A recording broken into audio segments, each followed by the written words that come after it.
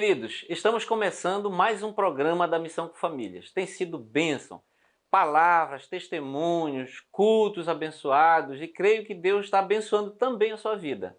Seja um semeador nessa obra para que ela não pare, continue levando o amor de Cristo até os lugares mais longínquos.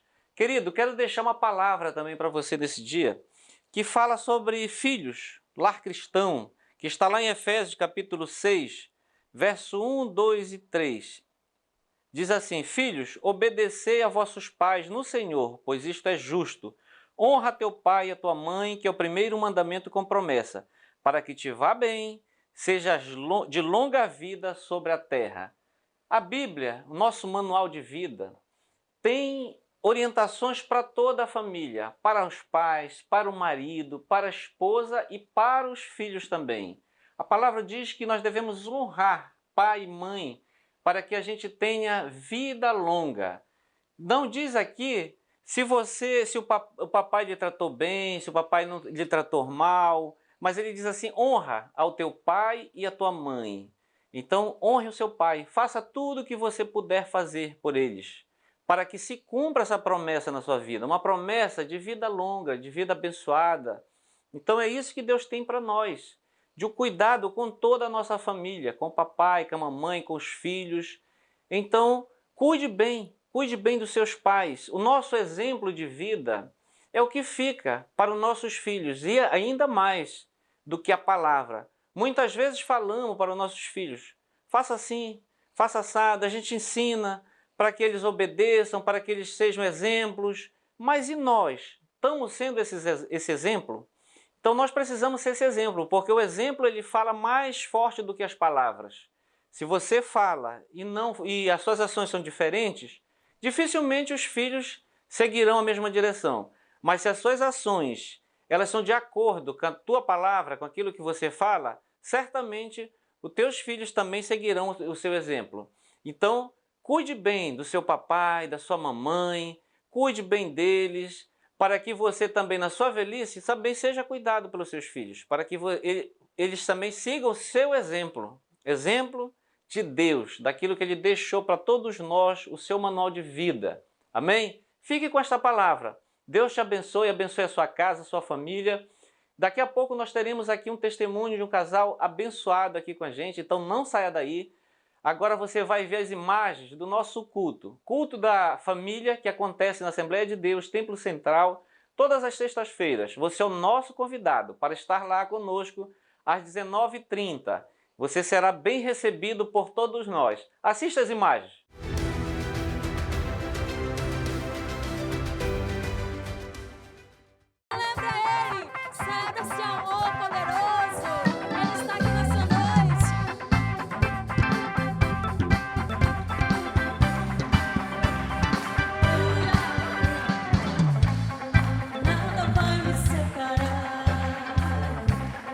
Mesmo se eu me abalar, teu amor não falha.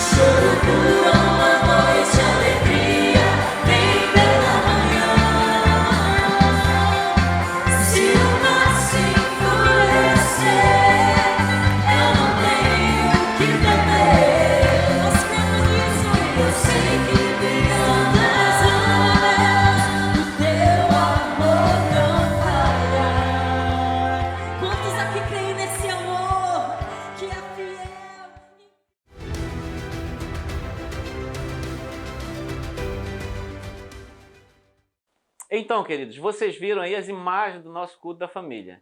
Tem sido uma bênção. Você é o nosso convidado que mora aqui em Belém, as proximidades. Esteja ali conosco, na Assembleia de Deus, Templo Central.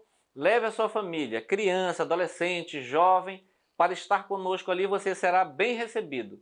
Nós estamos aqui com esse casal abençoadíssimo aqui, pastor Jonisson, pastora Késia, que estão aqui para falar um pouquinho do testemunho de vida, do que eles viveram até agora.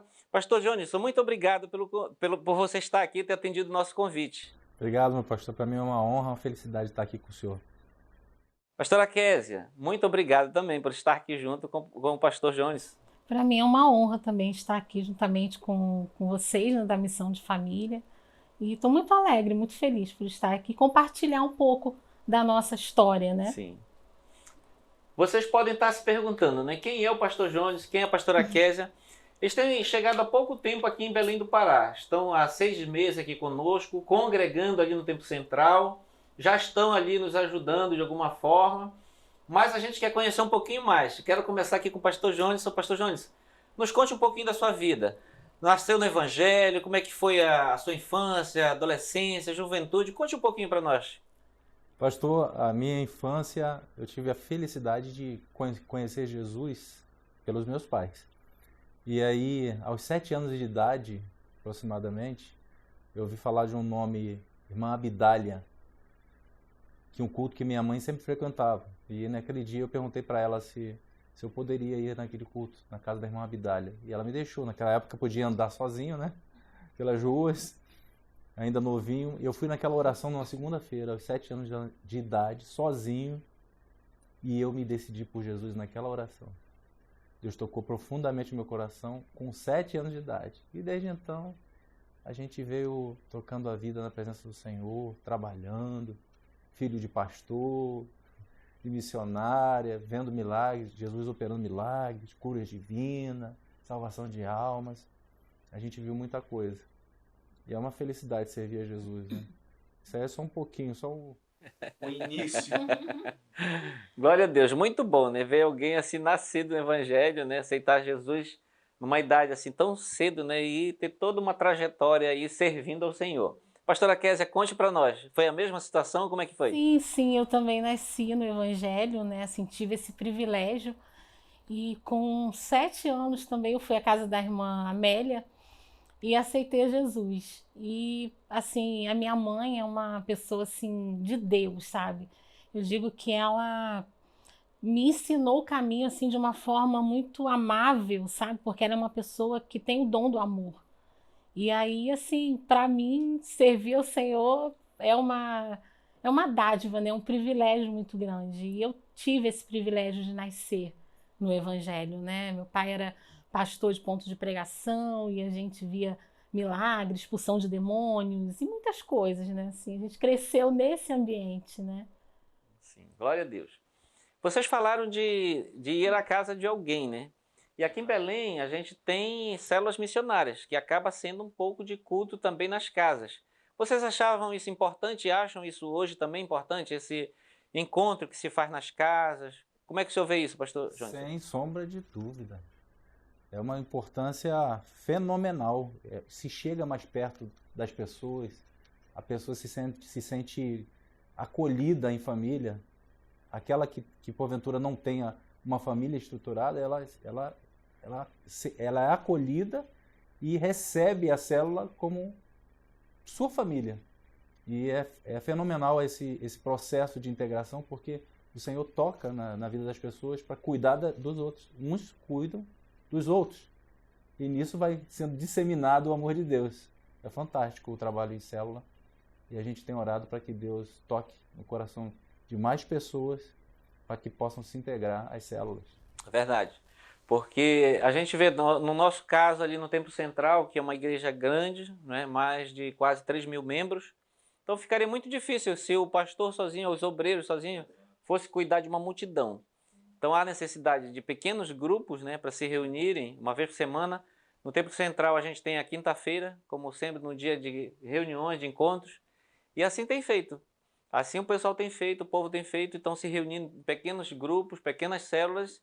E aí se tornam conhecidas e umas cuidando das outras, né? Então tem sido um trabalho muito lindo realmente na igreja, na Missão com Família, no Tempo Central, tem sido uma bênção muito grande.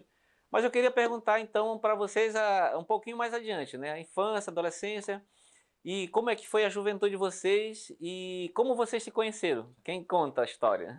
Eu começo, né? Tem a sua versão e tem a versão do pastor.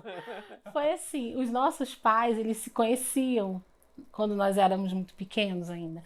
E aí os pais dele foram para uma cidade bem longe e eu não conhecia ele. E com 12 anos, os meus pais eram da igreja de São Cristóvão e eu fazia um curso lá. Os seus pais foram pastores lá de São Cristóvão, no Rio de Janeiro? Sim, sim. Qual é o nome dele? É Antônio. Depois que ele foi consagrado a pastor, né? No início ele era presbítero. E eu ia para o curso e um dia eu peguei o elevador e entrou um senhor dentro do elevador. E esse senhor olhou para mim e falou assim: você é muito bonita. Se eu fosse solteiro, eu me casaria com você, mas não tem problema, eu tenho um filho que pode casar com você. Mas eu fiquei assim, na hora eu falei: meu Deus, eu sou tão nova, 12 anos, esse irmão eu nem conheço. Aí ele olhou para mim e perguntou de quem eu era filha. Quando eu falei, aí ele disse: eu conheço a sua mãe, eu conheço seu pai. Aí tudo bem, quando foi no domingo, isso foi num sábado, quando foi no domingo, ele foi lá em casa com o Johnson para me conhecer. Foi apresentar o galã. Foi apresentar. E aí a irmã dele falando: namora a Kézia. Daí ele falou: não, a Kézia eu vou namorar para casar. Só que eu não pensava em casar, essa coisa toda, muito nova. E aí quando eu fiz 15 anos, ele foi no meu aniversário de 15 anos, né? Porque a gente conhecia a família, essa coisa toda, mas longe de pensar. E aí no meu aniversário chegou uma irmã para mim. Eu sempre falo que essas irmãs são uma bênção, Deus usa assim muito, né? Olhou para mim e falou assim: olha, o seu esposo está no seu aniversário. Eu fiquei curiosa, eu falei: me conta, irmã, me conta. Não. Eu sabia que eu já estava me enforcando ali no aniversário dela. E eu falo: me conta, irmã, quem é? Não, nem percebendo. Deus não me deu autorização para te contar, mas eu vou te dizer uma coisa: você vai viajar muito pelo trabalho do seu esposo. Mas aí passou. Aí quando foi na outra semana, ele começou a ir lá em casa, e aí a gente começou a conversar, e ele tinha acabado de se formar e ia para Brasília. E aí ele falou: olha, eu vou para Brasília, mas eu volto daqui a um mês para pedir o seu pai para namorar você. E aí fez isso, com um mês, né? Ele voltou, aí pediu meu pai, aí a gente começou a namorar à distância. Tem um parênteses que eu quero fazer. Um pouquinho antes de conhecê-la, a minha avó chegou para mim, eu tinha acabado de sair de uma frustração no relacionamento, né? E de uma namorada que ficou triste, que, enfim, uma história triste, e eu estava cabisbaixo. A minha avó me chama na cozinha e fala: meu filho, não fique triste, porque Deus tem preparado para você uma princesa. Aí depois... e eu sempre... Parece uma princesa, a rainha do meu lado. E uma coisa assim interessante é que eu sempre me preocupei muito assim em estar na vontade de Deus, né? Uma coisa que para mim fazia toda a diferença. E os meus pais, eles sempre foram muito abertos com a gente, assim, de sentar, de conversar. Eu tinha toda a liberdade. Mãe, olha, tem um rapaz gostando de mim. Ele foi o meu primeiro namorado. E aí minha mãe: minha filha, esse rapaz não é de Deus, eu não sinto e tal. E eu obedecia, porque a minha preocupação era de desobedecer. Interessante que o senhor falou sobre a honra aos pais, né? E isso eu levei muito a sério, eu levava muito a sério. Eu podia, assim, um rapaz podia estar gostando de mim, mas se a minha mãe falasse, o meu pai, já acabou, eu já não queria saber mais. E aí tinha um rapaz que estava gostando de mim antes dele. E eu fui orar ao Senhor e o Senhor me deu um sonho de que não era de Deus. E quando ele veio falar comigo, eu orei ao Senhor, falei: Senhor, se não for de ti, me mostra, porque eu não quero nem que comece, porque eu não quero me frustrar, eu não quero entrar num relacionamento. E aí o Senhor me deu um sonho, que eu chegava na frente da casa dele, ele me entregava um molho de chaves. E ele falava: aqui está a chave do meu armário, do meu carro, da minha casa. E aí eu contei para uma irmã: Kézia, isso são portas abertas, Deus está nesse relacionamento. E aí minha mãe: minha filha, pode ir, meu pai também, minha filha, eu fico tranquila, porque ele é um rapaz de Deus, eu sinto, né? E aí a gente começou a namorar, né? Sim. E aí continua. Começamos a namorar à distância. Eu passei no concurso da aeronáutica, aí fui para a aeronáutica, para especialista, e da especialista em Guaratinguetá fui para Brasília e fiquei sozinho em Brasília. Começamos a namorar, namoramos e noivamos 3 anos e 8 meses, 4 anos e 8 meses, praticamente a distância. Só no último ano que eu voltei, consegui voltar para o Rio de Janeiro, e aí a gente se encontrou, aí que sim, foi contato físico. Até então era só telefone, na fichinha. 11h30 da noite, meia-noite, eu todos os dias me direcionava para o Orelhão, lá na base aérea da aeronáutica, lá em Brasília, ia para o Orelhão para ligar para ela. Todos os dias à noite. E foi assim, namoro e noivado. Né, amor? Ele saía de lá, pegava um avião, às vezes chegava lá à noite, no sábado, chegava no domingo à tarde, voltava, só para me ver, assim. Foi muito bom. Uma história linda, né? Uma história muito linda. E quanto tempo vocês passaram namorando, depois casaram? Foi tudo 4 anos e 8 meses. 2 anos a gente namorou e noivamos. Aí depois passamos mais 2 anos e 8 meses, casamos. Um irmão chegou para ele e falou assim: Deus vai te tirar do Rio. Sem me conhecer. Sem conhecer. Policial militar. Aí olhou para ele e falou assim: outra coisa que eu quero te dizer, para onde você for, leve a sua esposa, porque a obra que eu tenho com você, eu tenho com ela. Na sua carne. Eu tinha feito o concurso para a Escola de Administração do Exército, eu era da aeronáutica. Em 2006 eu fiz o concurso para a Escola de Administração do Exército e não tinha saído o resultado do concurso. Eram 5 vagas para contabilidade, o Brasil inteiro. E aí, no meu concurso, abriram 10 vagas, naquele concurso que eu fiz. E esse colega da PM entregou essa mensagem profética para mim. Não tinha saído o resultado. Eu falei, meu Deus, será que é o concurso? Será que a gente vai começar agora? Eu vou passar nesse concurso? E não deu outra, né, amor? Foi. Quando cheguei no Rio de Janeiro de volta, o resultado do concurso da Escola de Administração saiu no dia 1º de dezembro daquele ano de 2006. E eu fui ver lá na relação, não vi o meu nome. Me deu um nervosismo, assim, uma tensão, uma tristeza, ouvindo profecias, ouvindo um monte de coisa, e não vi meu nome lá. Aí, de repente, o colega que estava do meu lado, acompanhando o resultado junto comigo, ele: Jones, desce a barra de rolagem. No computador, desce a barra de rolagem. Porque os nomes que estavam lá eram 8 nomes, faltavam 2. Estavam mais embaixo. Estavam embaixo. Aí, quando eu peguei a barra de rolagem e subi, apareceu o meu nome lá. E aí começou essas viagens. Aí fomos para Salvador, Fomos para Salvador. De Salvador fomos para Manaus. Muito felizes lá em Manaus. Passamos 7 anos de Manaus. Foi lá que o senhor escreveu o livro? Exatamente. Uma viagem até a Amazônia. Exato. Uma viagem aí de milagres, né?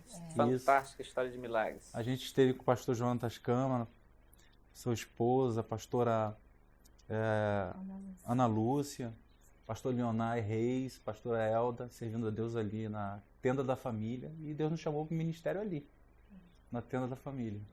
Ministério pastoral. E foi uma viagem de milagres. Foram muitos milagres que aconteceram.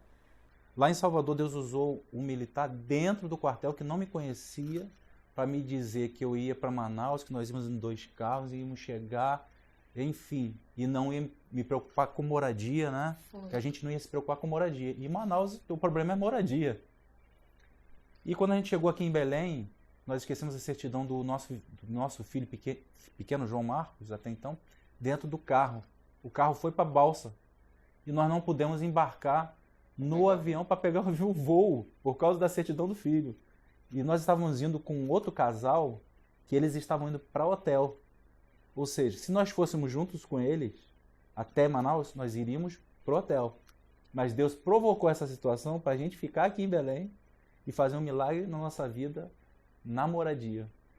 A gente foi no voo no outro dia seguinte, conseguimos pegar a certidão na balsa de volta, fomos no dia seguinte. Quando chegamos lá, em Manaus, Deus tocou no coração de uma pessoa que não nos conhecia em Manaus, irmão Herbert, pastor Herbert e Damiana.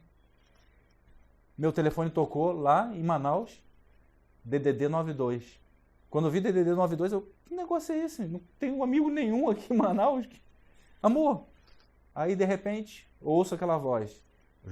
Pastor Johnson, o senhor não me pergunte como, nem porquê, mas eu estou mandando um carro te buscar e vai conversar com o teu Deus. Conversa com o teu Deus. Eu vou mandar um carro te buscar e você vai vir para minha casa e você não vai se preocupar com moradia. Você não vai para casa de ninguém, vai ficar na minha casa até você conseguir uma casa. Glória a Deus. E foi assim. Para se cumprir, né? A profecia que não ia ter problema com casa. E foi um dos milagres que estão aqui nesse livro. E muitas vezes a gente perde um voo, acontece alguma coisa na nossa vida e às vezes a gente fica preocupado, né? Mas a palavra diz que todas as coisas contribuem para o bem daqueles que amam o Senhor, né? Glória a Jesus. Então, segundo o seu propósito, né? Segundo o propósito de Deus. Então, Deus tem um propósito em tudo, né? Até nas dificuldades que a gente passa, tudo para que se cumpra o projeto dele na nossa vida, né? Então, nós temos que dar glória a Deus por tudo, né? Dar graças a Deus por tudo que ele tem feito. Mas, queridos, para finalizar o nosso testemunho aqui, eu queria que vocês falassem um pouquinho da obra que vocês fizeram por aí, nessas andanças, nessas viagens missionárias. Porque acaba sendo uma viagem missionária, quando você está trabalhando em vários lugares, né? Como é que foi esse trabalho e chegar até aqui em Belém? Bom, começou lá no Rio de Janeiro, conforme a Kézia já falou. E quando fomos a Manaus, na tenda da família, se cumpriu mais um milagre, mais uma profecia que eu tinha recebido no Rio de Janeiro. Que Deus ia me chamar para o ministério pastoral numa igreja grande, e no momento que eu nem ia imaginar. E a realidade que eu estava anteriormente, pastor, não tinha nada a ver com essa promessa. Eu não queria ser pastor, primeiro, e muito menos uma igreja grande. Chego lá na tenda da família, Deus nos chama, uma igreja de aproximadamente 2.000 membros, e Deus nos chama no ministério pastoral para ajudar ali. E a gente trabalhando com coral, com música, eu guitarrista da igreja. Enfim, o contexto não tinha como, mas Deus tocou no meu coração do pastor Leonardo Reis e nos chamou. Ele falou comigo que Deus mostrou para ele 4 casais, e um desses casais era a gente. E de lá, quando fomos para Caicó, saímos de Manaus e fomos para Caicó, em Caicó Deus fez uma reviravolta no nosso ministério. A gente assumiu a vice-presidência de um campo lá e foi realmente uma reviravolta, uma experiência formidável com as pessoas, com o tratamento das pessoas, com milagres, né, com eventos. Foi uma coisa extraordinária, foi visão, né? A parte espiritual ficou aguçada, a gente ficou mais sensível ao que Deus queria fazer, e aí com isso o campo foi fértil. O Espírito Santo operar, né? E o interessante é que Deus colocou a gente em coisas que a gente nunca havia trabalhado. Ele foi ser vice, né, do pastor, eu fui ser a vice das mulheres do campo. Eu falei, Jesus, eu não tenho capacidade, Senhor. E aí nós começamos a ver um outro lado, eu comecei a conhecer um outro lado que eu não tinha, o Senhor começou a fazer. Então, assim, é lindo quando a gente entrega realmente o nosso caminho ao Senhor, né? Que Ele vai direcionando as coisas, né? Mas eu acho que essas férias aqui em Belém já acabaram. Né? Nós estamos arando a terra. Arando a terra. São 6 meses aí, eu acho que foi uma férias suficiente. Agora é hora de arar a terra e começar a semear, plantar. Agora. Mas eu creio que logo, logo Deus vai mover aí. Só recebendo o pastor Adolfo. Que igreja abençoada, que pessoal junto, pessoal quente da presença de Deus, né? Tem um calor espiritual fantástico nessa igreja, acolhimento, e a gente sente Deus nas pessoas. A gente glorifica o nome do Senhor Jesus pela vida dos nossos pastores e pela vida das ovelhas também, que refletem o brilho da liderança, né? Isso é fantástico. E agora, tornando-se conhecida aí de Belém, né? Certamente vem trabalho por aí, estou sentindo. Exato. Mas, pastor Janilson, o senhor falou que toca, que canta. Eu queria que o senhor desse uma palhinha para a gente encerrar o nosso programa, agradecer aí a presença de vocês. Mas queria que finalizasse aí com uma música. Tá bom. Vamos cantar uma música que eu fiz pro nosso casamento. Sim. Vamos ver se a gente lembra ainda, né? Porque já foram 25 anos. Foi, e ele queria muito fazer essa música, né? E aí ele não vinha inspiração. E aí, uma semana antes do casamento, ele na Ponte Rio-Niterói, o Senhor deu a letra a ele da música do nosso casamento. Foi tão difícil chegar aqui, neste altar perante todos, enfrentando muitas provações.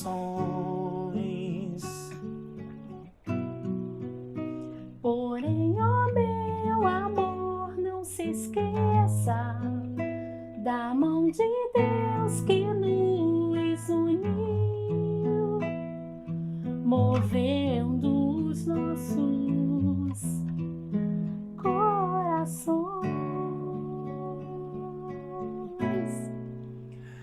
Agora vamos juntos cantar neste altar esta canção, dizer muito obrigado, meu Senhor, por esta união. Depois de tudo que passamos, confiantes que Deus não deixaria a embarcação do nosso amor naufragar. Eita glória! Olha, queremos ouvir na íntegra esse louvor ali no tempo central, no culto da família. Já estão convidados para estar lá com a gente, Ótimo. cantando e adorando a Deus. Mas, queridos, nós queremos orar pelas pessoas que estão assistindo esse programa, assistindo esse testemunho, e pode estar achando assim, mas que família feliz, né? Que família abençoada. E talvez assim não tenha sido a vida do meu irmão, da minha irmã. Mas eu queria que você desse uma palavra e a gente orasse rapidamente aqui por essa pessoa, para que Deus olhasse para ela, assim como tem olhado para a gente. Meu irmão, minha irmã, meu amigo, minha amiga, servir a Jesus não é fácil. É um caminho que tem muitas rosas, mas tem uns espinhos. Mas tem o perfume das rosas. A nossa família é feliz, eu tenho minha esposa há 25 anos, na verdade há 30, juntando namoro, noivado e casamento. Tenho meus filhos, um de 21 anos, o João Marcos, e o outro de 10, o Lemuel Marcos. E a gente coleciona vitórias. A gente olha para as lutas, mas coleciona vitórias. Isso é fantástico, pastor. Porque as lutas não nos chamam a atenção. O que nos chama a atenção são as vitórias da parte do Senhor. As lutas vêm para refinar nosso caminhar com Jesus. Então eu quero te fazer um convite. Vem caminhar com Jesus. Venha ser feliz com Jesus. Você vai ter luta, vai ter dificuldade. Mas eu te garanto que o teu foco vai ser na luz de Cristo.